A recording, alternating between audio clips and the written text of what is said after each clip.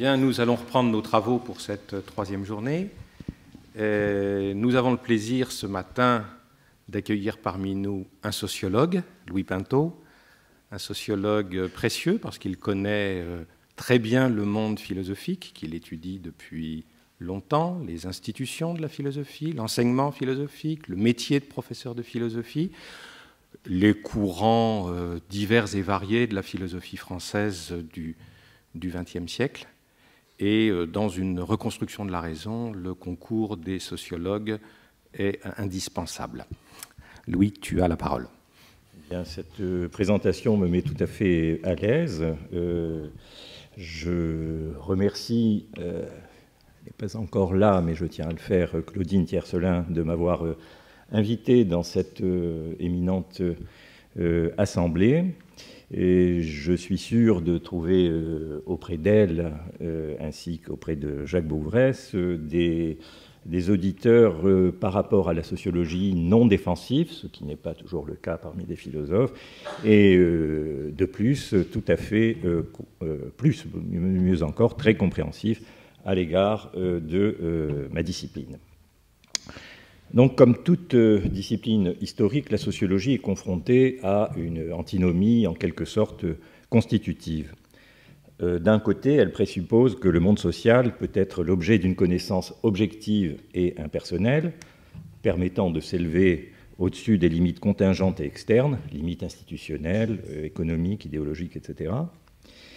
Et le sociologue, considérant son propre point de vue, sera conduit à penser que le sien ne peut pas être mis sur le même plan que celui des profanes, ce qui est effectivement l'attitude de tout scientifique. Mais d'un autre côté, la sociologie n'est pas totalement naïve de ce point de vue-là, et elle ne peut pas ne pas se considérer elle-même comme une production culturelle justiciable d'un certain nombre de méthodes mises en œuvre pour d'autres productions culturelles. Par exemple, il en va ainsi quand on se demande quelles sont les conditions historiques d'apparition de la sociologie, pourquoi il y a des styles nationaux différents, et en quoi telle ou telle œuvre peut porter la marque du contexte scientifique ou idéologique qui a été le sien.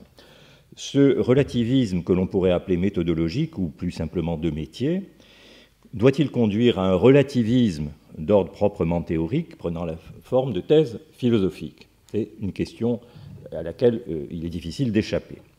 Alors, une antinomie de ce type entre objectivité et relativité, est difficile à ignorer dans la mesure où elle ne cesse de se présenter sous des dehors différents, par exemple en sociologie des sciences, ou encore à propos d'une question récurrente comme la différence entre le point de vue savant et le point de vue ordinaire. Alors, je n'aurai ni la naïveté ni la prétention de venir à bout ici ou ailleurs de problèmes soulevés. Il me suffira de montrer, à propos de quelques points, à quoi, pour un sociologue, pourrait ressembler une approche rationaliste. Donc, je vais... mon premier point, c'est le plan qui est indiqué ici. La première des choses est sans doute de voir comment certains sociologues ont tenté d'apporter une réponse aux problèmes qui se posent à l'ensemble des sciences sociales, à la sociologie, ou aussi à l'histoire, à l'ethnologie, etc. Faut-il choisir entre un universalisme bien vite soupçonné de nos jours de n'être que le visage de l'ethnocentrisme, d'une part, et d'autre part, le relativisme? Alors, il est significatif que pour Durkheim, ce type d'interrogation se soit présenté à l'occasion d'un cours professé à la Sorbonne en 1913-14 sur le pragmatisme, en particulier le pragmatisme de William James, John Dewey et Ferdinand Schiller. Alors, ce n'est évidemment pas l'apport de Durkheim à l'analyse du pragmatisme qui sera présenté ici, ce n'est pas mon propos, mais plutôt ce qu'une telle analyse peut révéler quant aux présupposés d'une théorie sociologique de la connaissance. On sait qu'à cette époque, le pragmatisme est à la mode. René Berthelot lui a consacré un ouvrage de synthèse en 1911-1913, plusieurs traductions de James sont parues, et Bergson a usé de son pouvoir de consécration en faveur de James, dont il a préfacé le pragmatisme, traduit en 1911. Ajoutons à ces lecteurs savants un certain nombre de lecteurs profanes qui se recrutent dans une fraction de l'anarcho-syndicalisme et de la droite, lecteur séduit par l'exaltation de l'action et le rabaissement de la pure connaissance. Tout cela a sans doute contribué à donner à Durkheim le sentiment qu'il y avait urgence à faire le point, la menace perçue sur la valeur des savoirs scientifiques concernant aussi la démocratie. Durkheim ne pouvait en effet être que peu rassuré par le voisinage qui était tout à fait dans l'air du temps de noms comme ceux de James, Bergson, Sorel, Nietzsche, même si curieusement il se montre plutôt indulgent envers Nietzsche, considéré plutôt comme un artiste que comme un philosophe véritablement conséquent. Donc d'emblée, Durkheim souligne une certaine parenté de la sociologie et du pragmatisme qui auraient en commun le souci de, comme dit Durkheim, d'érédir la vérité. Ce qu'il faut entendre par là est, semble-t-il, le refus d'un dogmatisme de type platonicien, consistant à postuler des essences intemporelles pour assurer un garant à la notion de vérité. C'est sur ce point que Durkheim n'a cessé de s'opposer à la philosophie universitaire de son temps. L'une des cibles les plus constamment visées par ses critiques est justement la méconnaissance de l'histoire et la prédilection pour des abstractions, des généralités un peu vides, des notions décontextualisées. Dans la morale, dans les catégories de l'entendement, dans le goût, il introduit des formes de variation que devrait prendre en compte aussi bien la science, qui se doit d'être historique, que la philosophie, qui doit savoir se méfier de ses penchants essentialistes. Il faut, selon lui, observer les caractères des vérités reconnues plutôt que de travailler sur des exemplaires scolastiques du vrai. Alors, tout en attribuant à la sociologie le sens de l'extrême variabilité de tout ce qui est humain, le terme de Durkheim, ce qui la rapproche de l'attitude pragmatiste, Durkheim se dit plus que réservé envers le pragmatisme, allant même avoir en lui un assaut contre la raison. Le premier trait du pragmatisme, la capitulation de l'intellect face à une réalité présumée livrée au devenir permanent. Deuxième trait, qui découle du précédent, l'hétérogénéité du réel et de la pensée conceptuelle, idée dont la primeur est attribuée d'ailleurs plutôt à Bergson, plus qu'à James. Dans son analyse critique, Durkheim fait d'abord remarquer qu'en voulant s'opposer à une conception statique du réel, on aboutit à cette négation de toute pensée rationnelle que constitue la fusion de la vie et de la pensée dans un état incommunicable d'extase métaphysique. Durkheim refuse par ailleurs, je cite, la prétendue évidence que le devenir échappe à la pensée scientifique, c'est-à-dire à la pensée distincte. Pour lui, le devenir est parfaitement pensable. S'appuyant sur la complémentarité des côtés statiques et dynamiques, il souligne que la mobilité pure est un mythe, puisqu'il faut toujours un point fixe pour évaluer ce qui change. Le mouvement demandant simplement à être déterminé par rapport aux deux états entre lesquels il se déroule. Alors, s'il est vrai que la réalité change, ce que personne ne conteste, pour autant, la vérité elle-même et les lois demeurent. Le comparatisme, qui est vraiment une démarche fondamentale de la sociologie de Durkheim, le comparatisme suppose l'existence de propriétés communes aux termes comparés et la possibilité d'inscrire ces termes dans un même espace logique de référence où ils peuvent être situés les uns par rapport aux autres et où plusieurs éléments possèdent une signification identique. Donc depuis l'époque féodale, le relief européen a été relativement stable, de même que les caractéristiques physiques des sols et même certaines passions humaines, etc. Le pragmatisme nous expose à une alternative intenable de l'immobilité et de la fluidité universelle, alors que non seulement, comme le sens commun le constate, certaines choses varient et d'autres non, mais que surtout, il y a des lois de variation sous lesquelles on peut subsumer les valeurs différentes que revêtent des cas empiriques déterminés. Durkheim rejette enfin le subjectivisme inhérent à une théorie de la connaissance fondée sur le critère de l'utilité. L'utilitarisme, qui avait déjà fait l'objet de vives critiques de sa part en matière de morale, est de nouveau combattu sur le terrain de la connaissance et pour des raisons assez semblables. La particularité ne peut être génératrice d'universalité. Nous ne sommes prisonniers ni d'expériences privées, ni de pures sensations fugitives. Grâce à la pensée conceptuelle, il est possible de dépasser un point de vue individuel pour s'élever à un ordre de choses impersonnelles. Alors, l'erreur aussi bien de James que de Bergson, selon Durkheim, découle d'un individualisme qui ne peut conduire qu'au relativisme et à l'irrationalisme. Pour y échapper, sans recourir à une solution de type platonicien, il ne reste qu'une issue, associer les notions de vérité, de connaissance et de raison à la société. Donc c'est évidemment la grande originalité de Durkheim. Donc ces trois traits, vérité, connaissance, raison, renvoient d'une façon ou d'une autre à la société.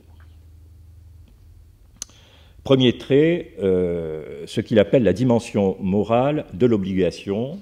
Alors, premier trait de la vérité, selon Durkheim, des propositions vraies, ce qu'il appelle la dimension morale de l'obligation, par quoi il met en avant, contre le pragmatisme, accusé de niveler le vrai et l'utile, le statut normatif du vrai. Nous ne sommes pas libres, dans nos affirmations, d'en user selon notre caprice. Le deuxième trait, ce qu'il appelle le pouvoir nécessitant de fait, autrement dit le réalisme. Il y a des choses qui s'imposent de l'extérieur et résistent à nos désirs, à nos représentations spontanées, lesquelles sont appelées par lui des prénotions. Les prénotions ont partie liée non pas tant avec un sens commun insuffisamment armé et informé, qu'avec une vision subjectiviste et idéaliste du social. C'est l'idée, par exemple, que l'institution familiale dérive de sentiments individuels. Ce point est essentiel dans sa théorie de la connaissance du social. Il y a un moment objectiviste inévitable en sociologie, encore assez mal compris aujourd'hui, puisqu'on prend pour une théorie déterministe ou holiste ce qui n'est finalement que l'expression de présupposés de toute connaissance objective. Durkheim ne dit évidemment pas que le sentiment familial ne mérite pas d'être pris pour objet, mais simplement, dans la lignée de la critique de l'introspection par Auguste Comte, qu'il ne saurait être considéré comme le point de départ de l'enquête empirique. C'est le sens de l'adage fameux « traiter les faits sociaux comme des choses ». Le troisième trait, enfin, est l'impersonnalité. Comment une vérité impersonnelle est-elle possible ? S'il y a une origine nécessairement extra-individuelle, elle ne saurait être, selon Durkheim, que de nature sociale. On dira que Durkheim ne fait que s'inscrire dans un cadre naturaliste, et pourtant c'est bien le contraire qu'il s'efforçait de montrer. Alors qu'initialement, il considérait, il est vrai, le social un peu sur le modèle d'une force physique, il s'est détourné de ce modèle, en particulier lorsqu'il s'est consacré à des questions de théorie sociologique de la connaissance. Les catégories de force, de cause ou de totalité ont bel et bien une origine socio-historique. Elles sont ancrées dans le groupe social qui leur sert de prototype. Prototype est un terme de Durkheim, mais elles permettent d'en dépasser l'horizon premier et d'accéder à un statut normatif. Le sociologue n'est pas enfermé dans un ordre empirique de jugement de fait, dans la mesure où ceux-ci ne sont pas séparés radicalement des jugements de valeur. Donc, en définitive, la tâche du sociologue, Durkheim parle, doit être de faire entrer l'idéal sous toutes ses formes dans la nature, mais en lui laissant tous ses attributs distinctifs. Et si l'entreprise ne lui paraît pas impossible, c'est que la société remplit toutes les conditions nécessaires pour rendre compte de ses caractères opposés. Elle aussi vient de la nature, tout en la dominant. En un mot, elle est la nature, mais parvenue au plus haut point de son développement et concentrant toutes ses énergies pour se dépasser en quelque sorte elle-même. Le problème des relations entre raison scientifique et histoire a longtemps été délaissé à la suite de Durkheim. Dans la sociologie française, on peut trouver deux types d'explications à cela. La première est que la sociologie s'est de plus en plus éloignée de questions philosophiques, à l'exception sans doute de Raymond Aron, sociologue quelque peu atypique, mais son éloignement assez systématique envers le durkheimisme tenu pour rigide a plutôt favorisé une sorte de scepticisme envers les prétentions d'une connaissance objective du social. Deuxième type d'explication, la force d'une tradition historiciste d'inspiration hegeliano-marxiste qui s'est développée surtout après-guerre, la constitution d'un savoir vrai du monde historique étant considérée comme immanente au processus historique lui-même et se trouvant résolue par la prise de conscience du philosophe ou du peuple, la recherche donc d'une conciliation entre science et histoire s'avérait inutile ou du moins d'emblée résolue. Un savoir de ce type était considéré à la fois comme politique, philosophique et scientifique, mais c'est donc quelque chose de très éloigné de la conception d'une sociologie scientifique qui était celle de Durkheim. Donc c'est surtout, me semble-t-il, chez Pierre Bourdieu que l'on peut retrouver un souci de même nature que celui de Durkheim. En écartant les solutions jugées inacceptables, d'un côté le fétichisme platonisant et d'un autre côté le réductionnisme relativiste, Bourdieu entendait offrir une solution au problème des rapports entre le caractère socialement conditionné de la production des savoirs et la valeur objective qui leur est accordée. Tout le travail du sociologue va, selon lui, dans le sens d'une historisation des connaissances. Les problèmes, les théories, les instruments, etc., mais aussi les formes de sociabilité scientifique et de division du travail, ont une histoire que l'on peut décrire et expliquer avec les moyens ordinaires d'une sociologie historique. Or, cette histoire, si elle est une histoire de la science et pas seulement des institutions et des savants, cette histoire a une propriété remarquable, celle de rendre possible un savoir vrai. Donc, citation de Bourdieu, « C'est dans l'histoire et l'histoire seulement qu'il faut chercher le principe de l'indépendance relative de la raison à l'égard de l'histoire dont elle est le produit. » Fin de citation.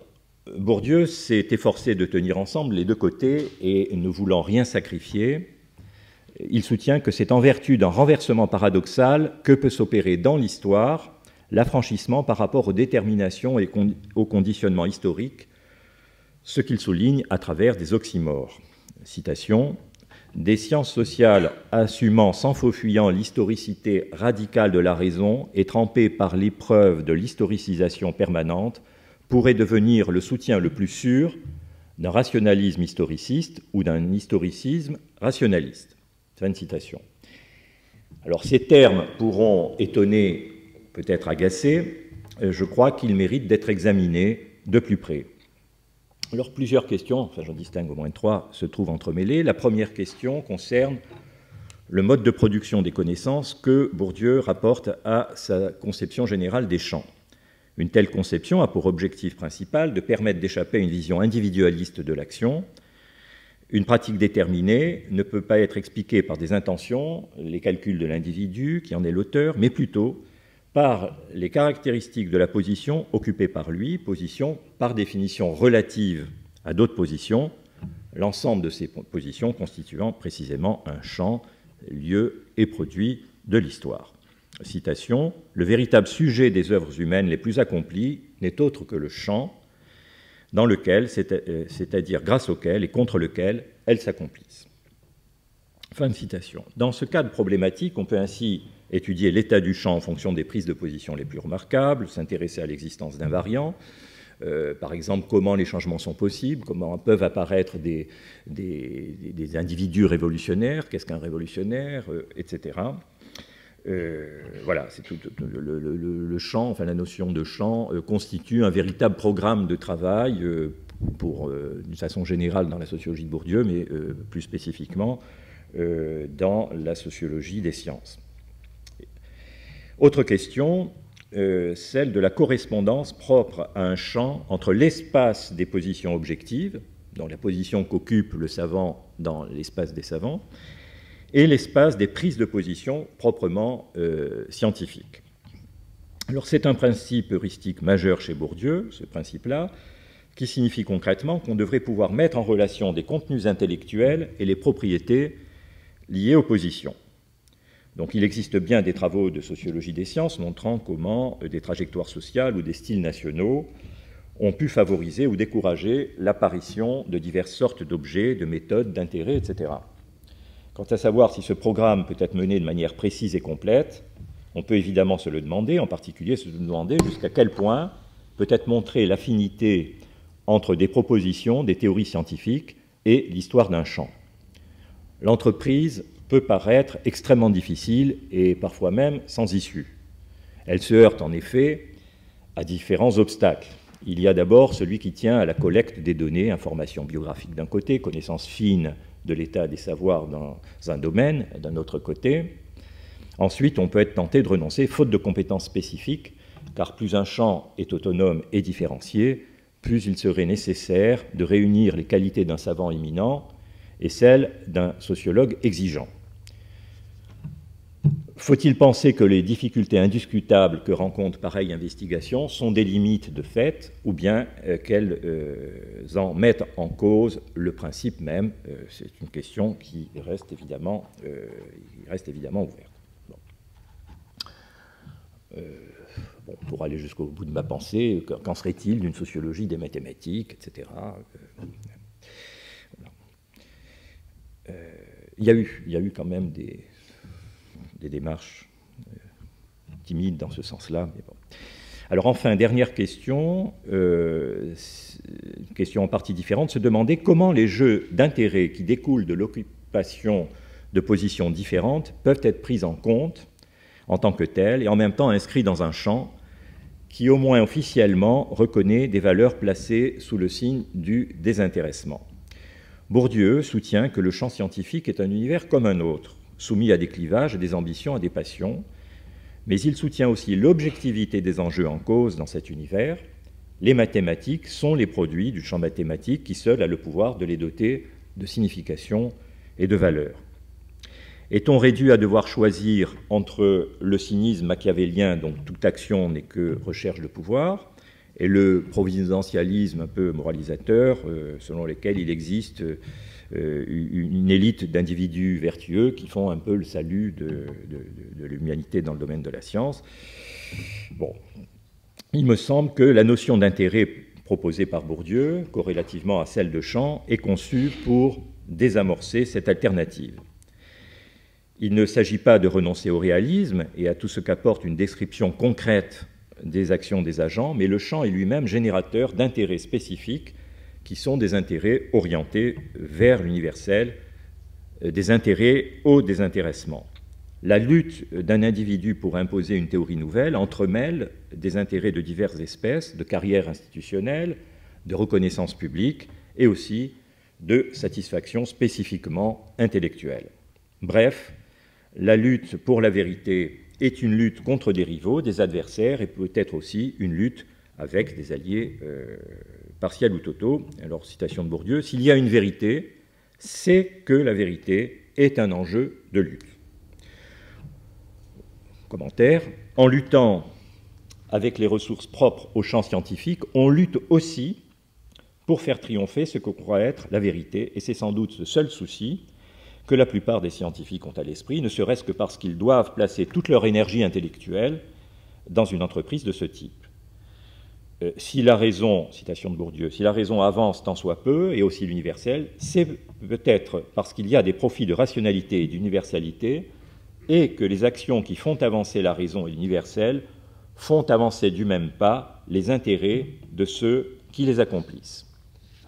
L'entremêlement des intérêts ne signifie pas qu'ils se trouveraient confondus.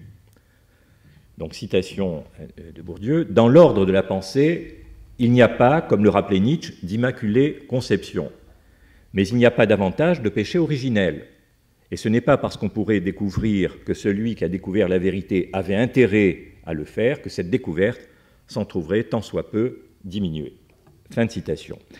Donc Bourdieu pensait qu'une solution de ce type évite l'écueil d'une vision angélique d'après laquelle la science serait produite par des individus vertueux différents des esprits utilitaires, comme semblait le suggérer Peirce, du moins d'après les analyses produites par Benoît Gautier, qui s'est beaucoup intéressé justement à cette question du savant chez Peirce.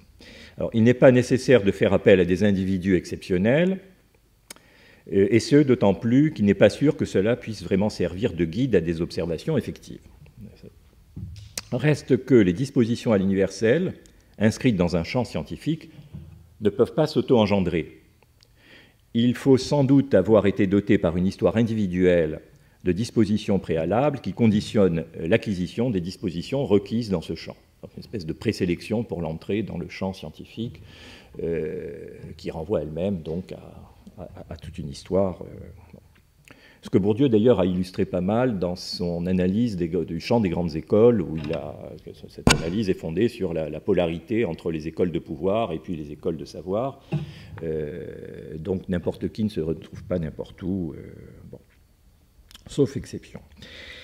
Donc, ni ange ni bête, l'individu en adéquation avec le nomos du champ est pris dans un jeu où l'on s'investit avec ses passions et sa raison, est pris à ce jeu au point parfois de préférer la défense d'un point de vue tenu pour juste plutôt que la tranquillité académique, les honneurs ou l'enthousiasme des journalistes.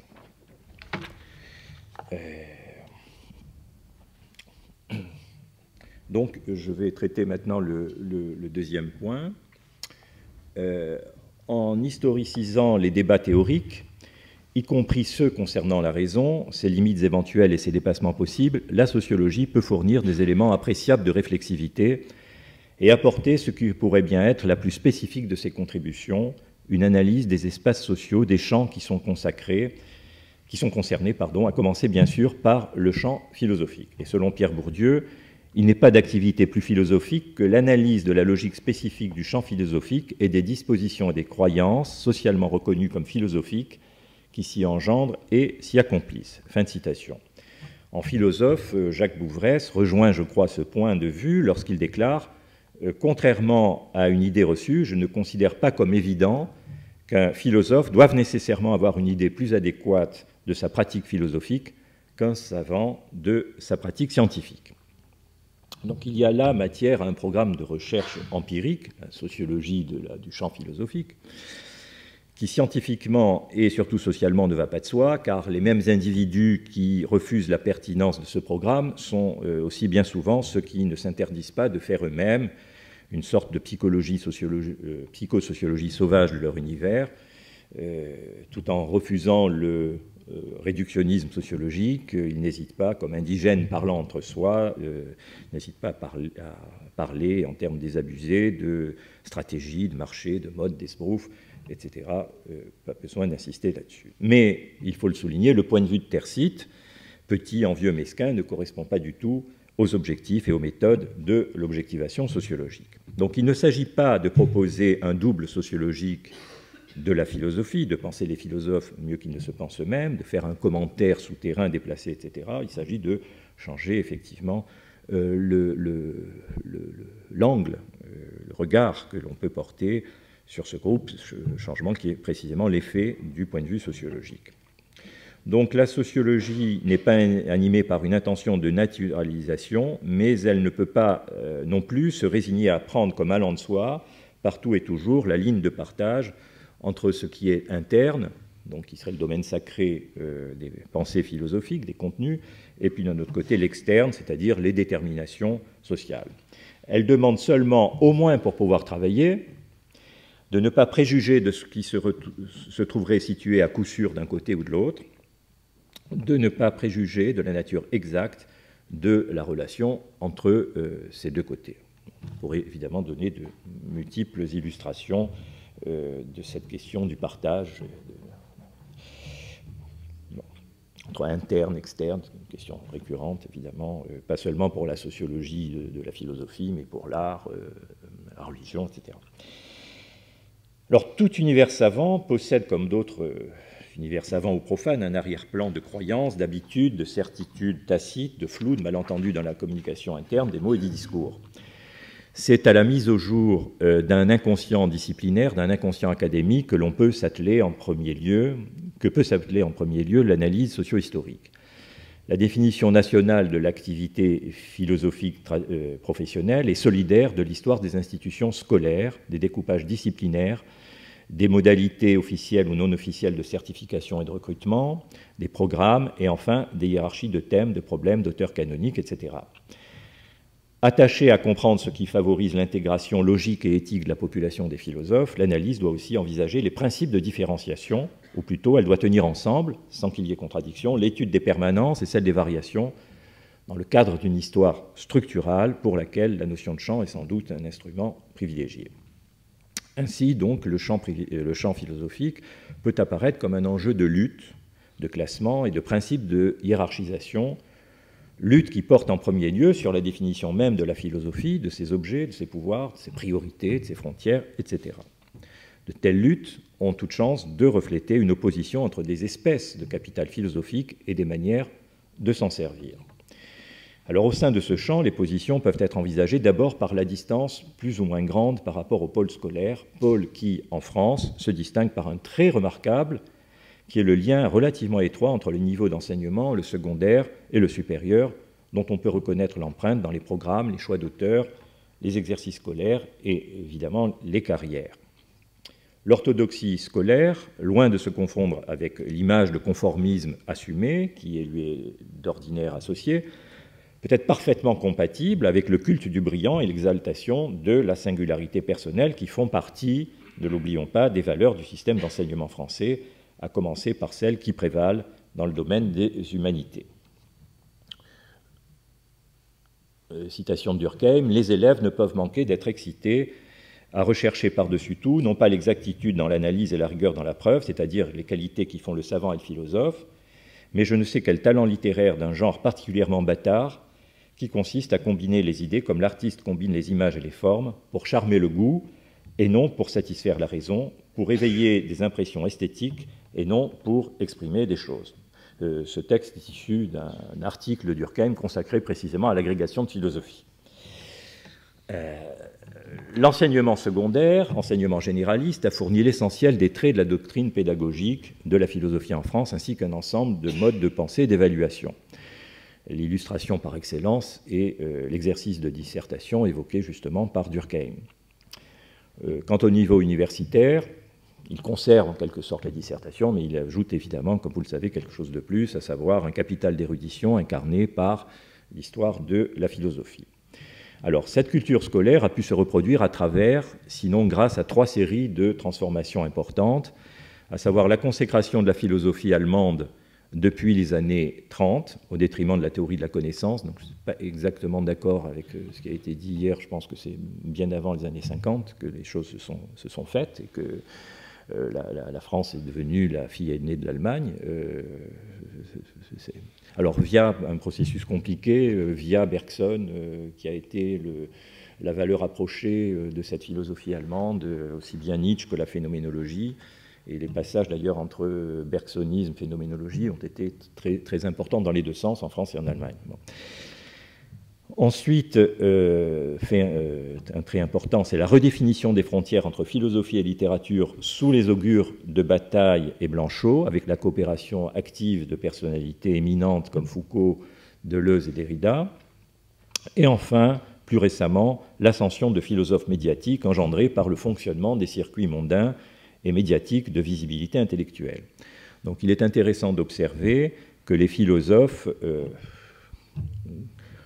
avec ou sans guillemets, les philosophes en tout cas, représentent à peu près 60% des quelques 100 premières vedettes actuelles liées au circuit, enfin, d'après des comptages extrêmement minutieux qui ont été opérés par quelqu'un qui fait actuellement une thèse avec moi. Donc circuit, la BNF, etc., Beaubourg. Donc ces comptages permettent de montrer le poids extrêmement important des philosophes. Donc la philosophie tend à devenir une sorte d'espéranto culturel qui assure une fonction de communication et d'unification dans l'univers lettré. Alors, il y a évidemment plusieurs principes de définition de l'excellence philosophique et de hiérarchisation de ces tâches que l'on peut renvoyer grosso modo à une tension immanente entre 2 logiques. La première logique exprime la force des contraintes positionnelles de la discipline renforcée par l'autorité spécifique de l'institution scolaire. Cette logique favorise la quête de hauteur et de profondeur, attribut d'une discipline doublement affranchie à l'égard du règne de l'opinion et des routines scolaires les plus communes. Cette griffe, propre à l'habitus philosophique, est ce qu'on pourrait appeler l'effet de dépassement, effet qui consiste à se placer à un point de vue inédit et supérieur et à élaborer une position jugée plus raffinée ou plus sublime, ou les deux à la fois. Étant donné la position dominante qu'elle occupe en France dans les hiérarchies scolaires, au moins jusqu'aux années 60, on peut dire que la philosophie peut apparaître comme un des signes d'appartenance à la noblesse scolaire et culturelle. Alors face à ces mécanismes de reproduction scolaire, eux-mêmes renforcés par des mécanismes externes, médiatiques et autres, est à l'œuvre une autre logique, la logique interne de rationalisation, rationalisation au sens wébérien, c'est le propre de tout corps de spécialistes. Mais dans le cas de la philosophie, ce travail de rationalisation revêt une forme spécifique, proprement argumentative, puisqu'en effet, pour pareil travail de rationalisation, c'est la science qui, précisément, constitue une ressource tout à fait essentielle, ressource étant entendue à la fois comme objet et comme méthode, les deux à la fois. Jacques Bouvresse observe que, citation, « le mauvais usage des sciences et les mauvais rapports avec les sciences ne sont pour la philosophie que le reflet et la conséquence d'un problème beaucoup plus général qu'elle a avec elle-même, avec ce qu'elle est ou prétend être, et avec ce qu'elle veut. » Fin de citation. Les formes sophistiquées de critique de la rationalité scientifique ancienne ou plus récente se trouvent préparées par une philosophie scolaire de la science qui voit en celle-ci une entreprise instrumentale dite positiviste, aveugle à ses propres présupposés. C'est le sens du diagnostic de Durkheim concernant les inclinations scolaires de la discipline. Donc c'est la citation. « Enfin, le mysticisme est venu renforcer cet état d'esprit qui, lui, préparait si merveilleusement les voies. Quand, en fait, on se passe si facilement de la science, on est naturellement séduit par toute théorie qui en conteste la valeur. La meilleure manière de légitimer une ignorance systématique est de l'ériger en système. » Fin de citation. Donc le symptôme ou l'indicateur le plus tangible de la position occupée dans le champ est peut-être simplement le rapport au classement, pour autant que ceci constitue des formes élémentaires de la pensée, sinon des formes minimales de rationalité. En effet, il y a d'un côté ceux pour qui la recherche de la précision apparaît comme une étape indispensable dans l'analyse des problèmes et pour qui il convient d'établir des distinctions pertinentes et non de chercher à les dépasser à tout prix. D'un autre côté, il y a ceux, de Bergson à Deleuze, lui-même commentateur de Bergson, pour qui le classement est suspect d'ignorer l'exception, l'extraordinaire, l'hétérogène et d'enfermer la pensée dans des carcans dogmatiques, dans la prison du même et de l'identique. Le classement est ce qui, au nom de la vie, de la pluralité, de la créativité, demande à être dépassé. La notion de différence apparaît comme la quintessence même de la pensée inclassable. C'est sans doute ce qui explique la fortune considérable qu'elle a connue depuis les années 60 à travers une série inépuisable de variantes.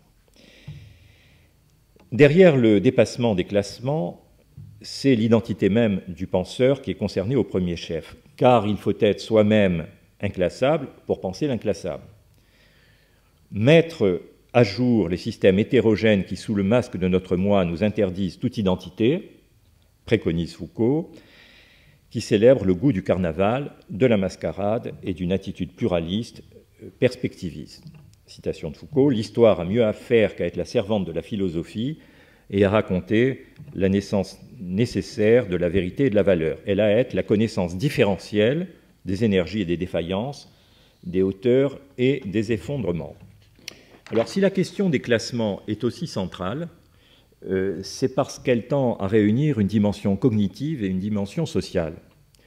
Grâce à un jeu sur les classements, on peut en effet faire coup double en disqualifiant à la fois une orientation théorique que l'on peut qualifier de rationaliste et l'institution scolaire, soupçonnée l'une et l'autre de censure et de régression, à quoi on peut adjoindre parfois un progressisme jugé irrémédiablement attardé à la Troisième République. Inutile de dire de quel côté penchent les journalistes. Derrière la dualité théorique des penseurs se traduit plus ou moins subtilement une opposition sociale entre deux humanités. Donc, d'un côté, les fonctionnaires étriqués s'opposent aux explorateurs, sans halte et sans repos. Les sédentaires s'opposent aux nomades, les esprits répressifs aux esprits libérés, l'ascétisme sacerdotal au gai savoir. Citation de Deleuze, « Le plaisir de se savoir différent, la jouissance de la différence. Voilà l'élément conceptuel nouveau, agressif et aérien que l'empirisme substitue aux lourdes notions de la dialectique et surtout, comme dit le dialecticien, au travail du négatif. » Donc derrière des oppositions de nature conceptuelle, Deleuze évoque bien ici une hiérarchie sociale des individus et de leur qualité. Le résultat de cette quinte d'inclassable est, paradoxalement ou pas, d'aboutir à une forme de pensée binaire, interminablement reconduite, qui s'ingénie à situer toute chose concevable d'un côté ou de l'autre d'une ligne de partage, d'une ligne de démarcation qui s'impose, pour reprendre les termes de Bruno Latour, comme le grand partage, donc nature et culture, humain et non humain, etc., etc. Donc sensible et intelligible, enfin chacun a sa partition. Bien entendu, le rationaliste n'a pas le beau rôle. ou du moins on attend de lui qu'il soit irrémédiablement triste et sérieux, et c'est pourquoi un style aussi peu approprié au rôle présumé que celui de Bouvresse satiriste, peu impressionné par de telles prouesses héroïques, fait certainement partie des choses qui n'ont pu qu'aggraver son cas aux yeux de ceux qui revendiquent un monopole du rire nietzschéen. Reste à faire un constat réaliste des forces en présence. Ce que Kant appelait la philosophie laborieuse se déploie dans un espace restreint, celui des pairs. Au contraire, les penseurs du dépassement bénéficient de l'appui de groupes relativement étendus qui adressent à la philosophie des demandes de salut culturel, combinant intellectualisme et anti-intellectualisme selon deux modalités principales. L'une aristocratique, qui est plutôt le fait d'héritiers se sentant à l'étroit dans les contraintes prosaïques de la pensée méthodique. L'autre, prolétaroïde, selon les termes de Max Weber, qui est plutôt le fait de prétendants exclus et déçus qui donnent à leur ressentiment envers les hiérarchies culturelles la forme d'une révolte contre la répression des tendances spontanées. Or, les grands seigneurs ne dédaignent pas toujours la pointe de la plèbe. Je viens donc maintenant à mon dernier point. 5-10 minutes. Alors je vais aller très vite. Donc comme charité bien ordonnée commence par soi-même, je voudrais, mais pour finir, ajouter quelques mots sur les problèmes rencontrés par le rationalisme dans une discipline comme la sociologie, dont on pourrait attendre, étant donné son histoire, qu'elle ne soit pas le lieu de controverses semblables à celles que l'on rencontre en philosophie. Et pourtant, il y a bien des ressemblances, et ce n'est certainement pas un hasard. Les critiques à l'encontre d'un rationalisme étriqué et scientiste sont accompagnées par certains sociologues de considérations qui ne sont pas sans évoquer les discours de rupture philosophique avec l'impensé du logos occidental. On parle non sans grandiloquence de crise, de refondation, de turn, etc. On peut s'en étonner, il existe au sein même de la sociologie des gens qui ressentent un certain malaise face au nivellement d'une pensée jugée objectiviste. Ce que l'on retrouve aussi chez de tels sociologues est une forme argumentative qui combine les approximations de la métaphore et les balisures de la pensée binaire. Ce qui peut-être diffère est que, en sociologie, l'emphase théorique puisse à ce point s'accommoder de résultats empiriques souvent relativement modestes ou inexistants. Alors, l'une des stratégies utilisées pour montrer les limites du rationalisme sociologique consiste à l'historiciser en le constituant en figure datée obsolète d'une rationalité close et à constituer cette espèce de fantôme qui s'appelle la sociologie classique. C'est un exercice dans lequel exerce quelqu'un comme Bruno Latour, et malheureusement, il n'est pas le seul. Alors, citation...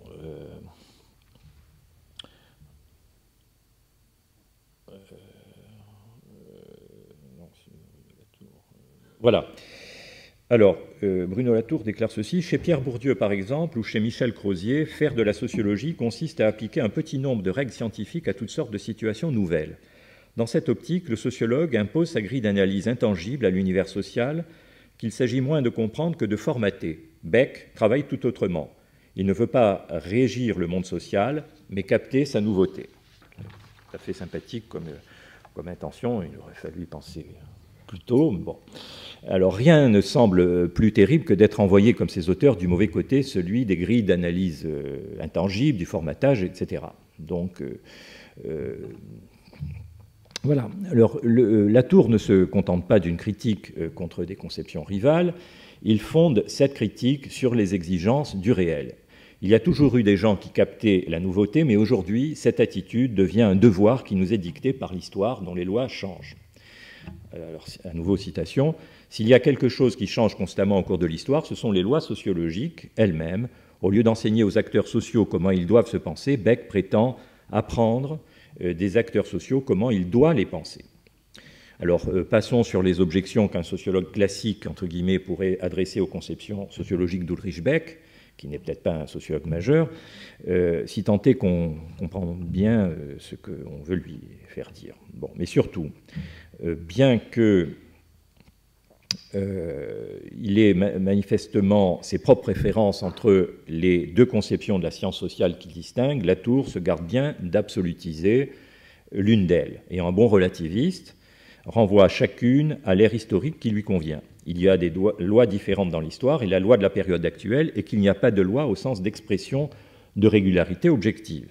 Dit autrement, Bourdieu et Crozier passons sur les intentions de cet amalgame un peu étrange, avaient raison de penser comme ils pensaient lorsqu'une réalité stable, formatée, se prêtant au traitement statistique, leur offrait la matière appropriée. Ils ont eu raison autrefois. Alors autrefois, ça reste très vague. Est-ce que c'est avant 68 ou avant 1989 bon. Pour le futur, en tout cas, on doit admettre l'inadéquation de la rationalité dont ces auteurs sont porteurs. Le décalage entre les instruments et la société actuelle est engendré par le processus historique lui-même. Donc avant, on pouvait penser les acteurs sociaux de l'extérieur, croire qu'on savait sur eux des choses qu'ils ignoraient, qui constituaient des contraintes externes, pour leur pratique comme pour leur représentation. On pouvait être durkheimien, si vous voulez. Mais à présent, ce sont les acteurs sociaux qui vont nous dire à nous, observateurs complices, ce qui est leur vérité, si tant est d'ailleurs qu'un tel mot ait sa place. Ce qui demande à être revisité, ce n'est rien de moins que la notion de ce qu'est faire de la science.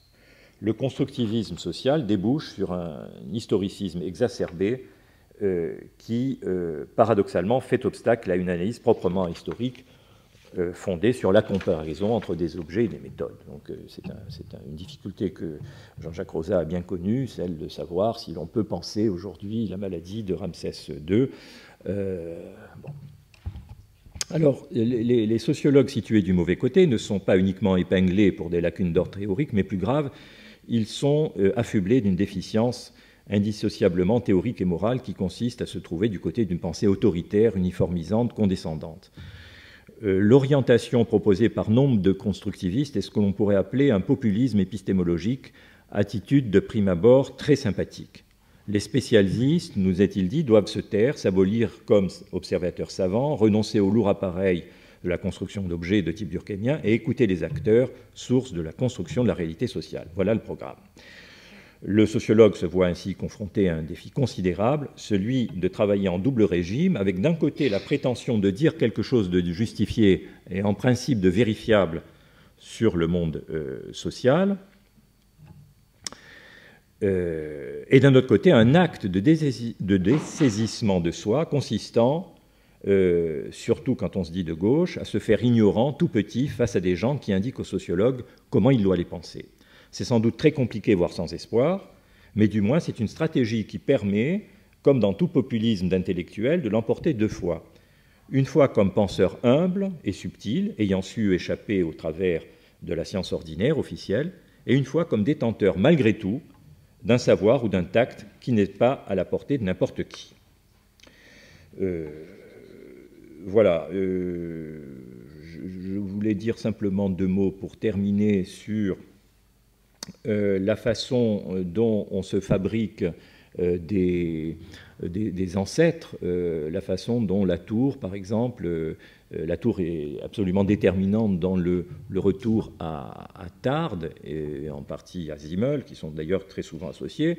Alors c'est intéressant de faire l'histoire intellectuelle parce que Simmel et Tarde étaient des grands amis de Bergson, et Bergson était, vous n'ignorez sans doute pas, un anti-durkheimien forcené. Et donc on a l'impression que c'est un peu la même chose qui se rejoue avec ce retour à Tarde. Je cite Bergson, « L'œuvre de Gabriel Tarde nous charme d'abord par la variété et la nouveauté des détails. Elle touche à tout ce qui nous intéresse et elle y touche avec une baguette magique qui fait surgir les aperçus les plus séduisants, les plus inattendus. » Alors l'enjeu dans cette affaire, c'est cette espèce de dissociation qui se produit, qui est proposée entre la finesse et la rigueur. La finesse, refusée expressément à Durkheim, est tenue pour un des attributs essentiels, non purement décoratifs, d'une sociologie bien conçue, intelligente, et inversement, la rigueur finit par passer pour une sorte de stigmate, quelque chose de l'ordre du lourd et du laborieux. Donc Gilles Deleuze écrit à la suite de Bergson, Durkheim trouvait un objet privilégié dans les grandes représentations collectives, généralement binaires, résonantes, surcodées. Tarde s'intéresse plutôt au monde du détail ou de l'infinitésimal, les petites imitations, oppositions, inventions qui constituent toute une matière sub-représentative. Et les meilleures pages de Tarde sont celles où il analyse une minuscule innovation bureaucratique ou linguistique, etc. Durkheim, déjà, avait répondu à ce genre d'arguments dans son temps.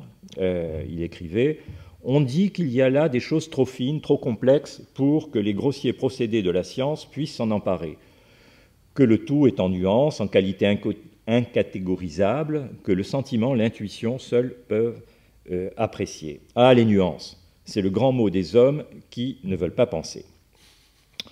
Donc, j'ai encore une minute. Ça dépend si on veut discuter aussi. Une minute. Une minute, voilà.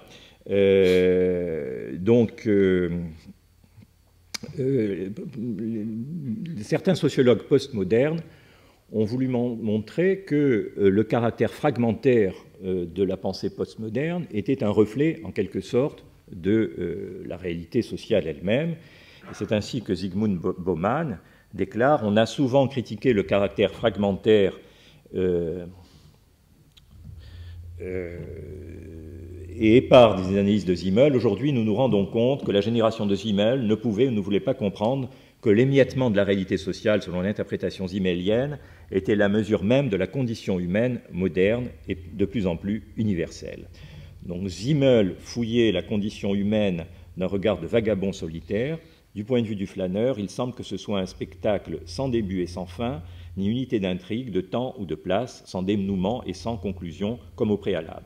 Dans la sociologie de Simmel, il n'y a aucune place pour la société, mais par contre, Simmel a recherché le mystère de la socialité. Donc je termine avec cela. Le job propre des postmodernes en sociologie, ça aurait été de déconstruire, justement, ou d'abolir la notion même de société. Voilà.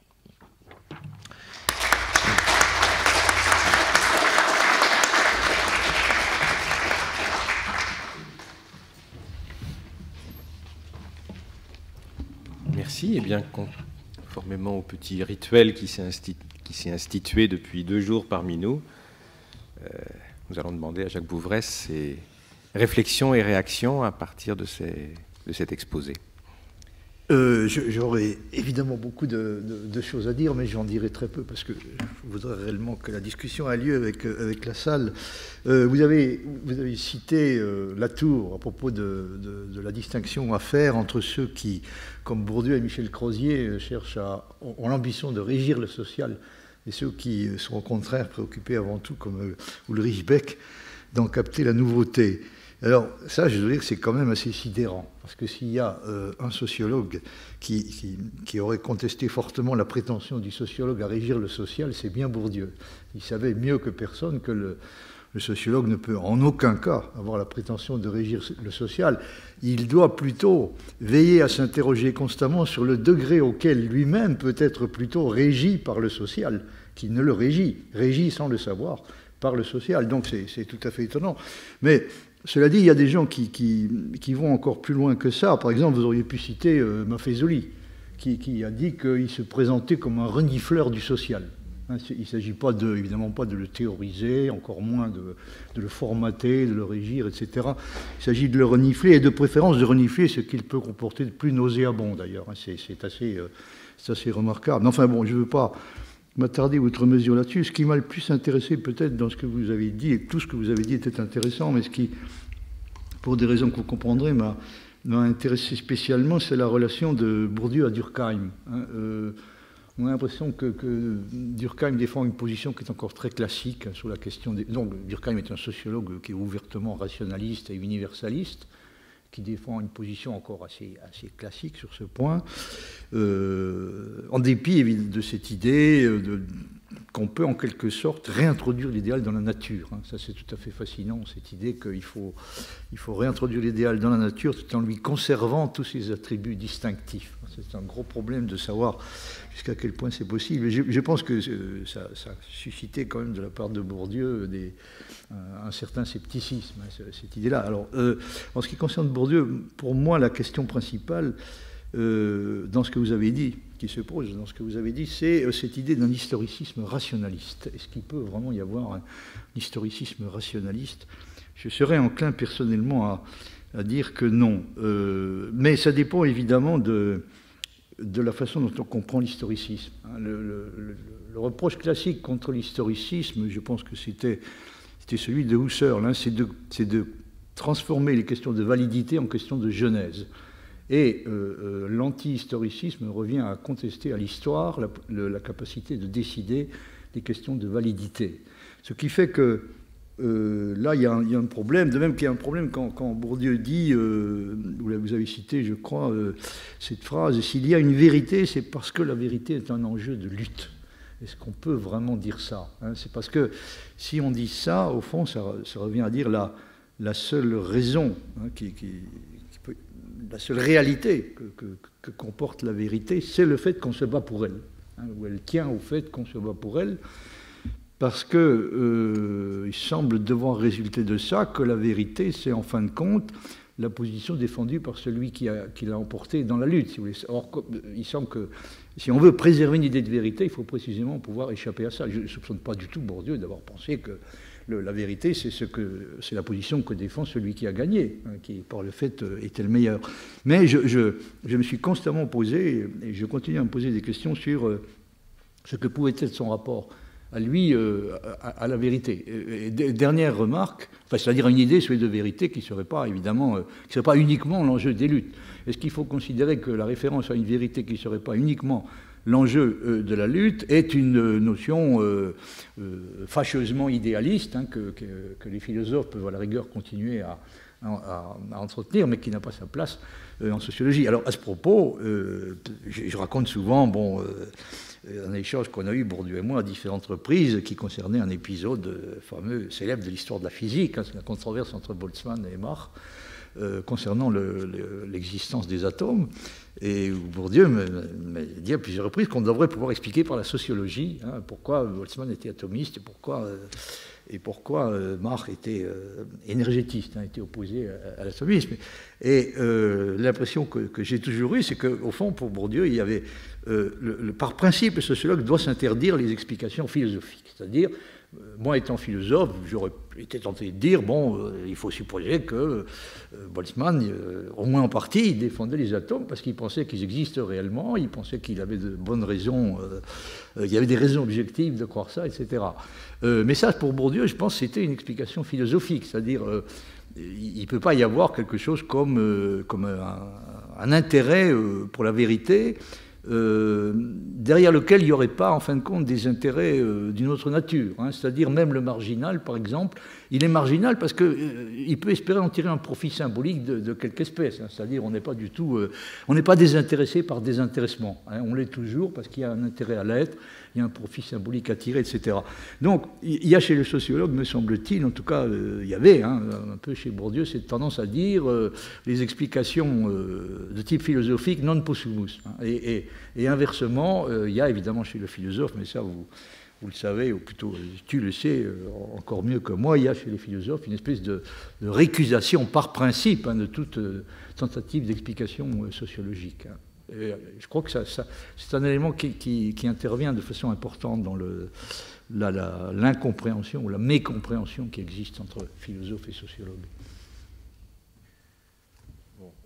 Alors, je ne vais pas apporter de solution à ce problème qui est redoutable, hein, celui de la validité spécifique des vérités scientifiques. Enfin, Bourdieu, il croyait de ce point de vue-là, il n'est pas relativiste. Bon. Alors, où se situe la difficulté? La difficulté, à mon avis, elle se situe plutôt au niveau du travail de sociologue. C'est-à-dire le sociologue ne peut pas laisser la partie trop tôt. Il doit essayer de faire ce travail d'objectivation le plus loin, le plus longtemps possible, en fonction des données disponibles, de la compétence, je l'ai dit, mais rien n'empêche de faire l'hypothèse que fait Bourdieu. Maintenant, alors, il y a un problème très compliqué de quel type peuvent être les profits proprement intellectuels que l'on trouve dans l'activité et quel est le rapport entre ce type de satisfaction et puis des profits plus archaïques au sens psychanalytique et sociaux. Enfin, c'est une question compliquée, mais on peut au moins faire l'hypothèse qu'on a mené un peu la carrière scientifique, y compris dans les sciences dures, évidemment, pour lesquelles on était prédisposé. Enfin, c'est une hypothèse. Mais je pense qu'une des sources du malentendu provient du soupçon qu'ont très facilement les philosophes que le sociologue est plus ou moins contraint de penser que à l'arrière-plan ou en dessous de l'explication philosophique ou épistémologique, je veux dire, dans le cas par exemple de la controverse concernant l'atomisme, il y a encore une explication sociologique, hein, qui est la vraie explication. Ce qui fait que de ce point de vue, là je caricature hein, délibérément, de ce point de vue, le philosophe et l'épistémologue seraient nécessairement des demi-savants au sens de Pascal. C'est-à-dire ils ne connaissent pas la vérité ultime sur leur propre position et sur les raisons pour lesquelles ils se situent d'un côté ou de l'autre. Est-ce que tu penses que ce soupçon est ridicule, ou est-ce que tu penses que il peut se comprendre jusqu'à un certain point?